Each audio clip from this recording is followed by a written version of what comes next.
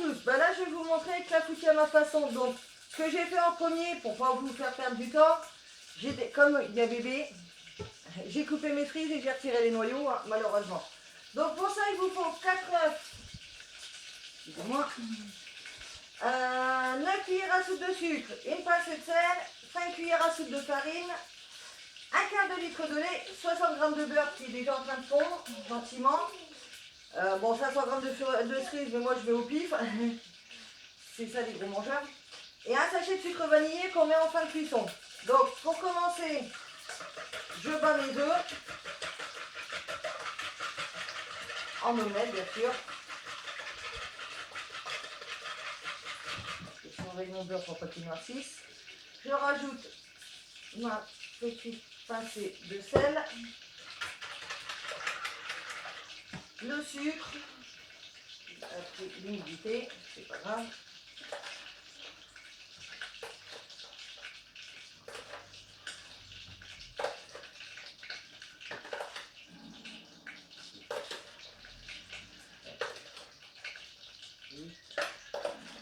Et 9. Donc je mélange pour bien casser le sucre, parce qu'il a pris un peu d'humidité malheureusement. Malgré qu'on s'en sert souvent, c'est le bordel. Ensuite, il me faut 5 cuillères à soupe de farine qu'on tamise, bien sûr.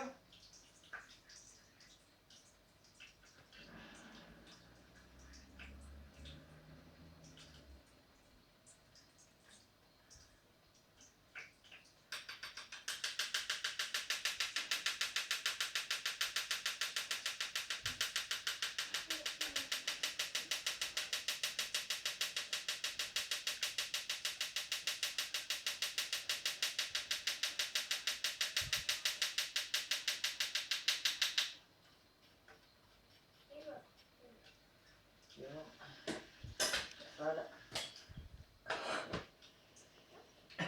J'ai fait voler un peu de farine. À tes souhaits. Merci. Mais il n'y a pas de quoi. Toujours bien mélanger. Hein.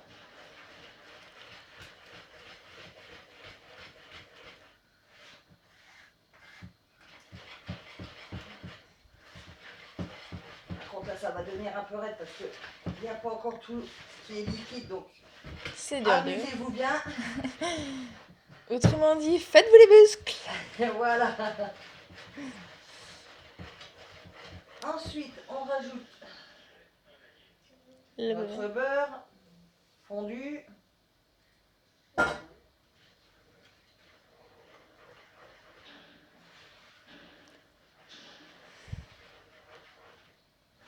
Chiant mélanger.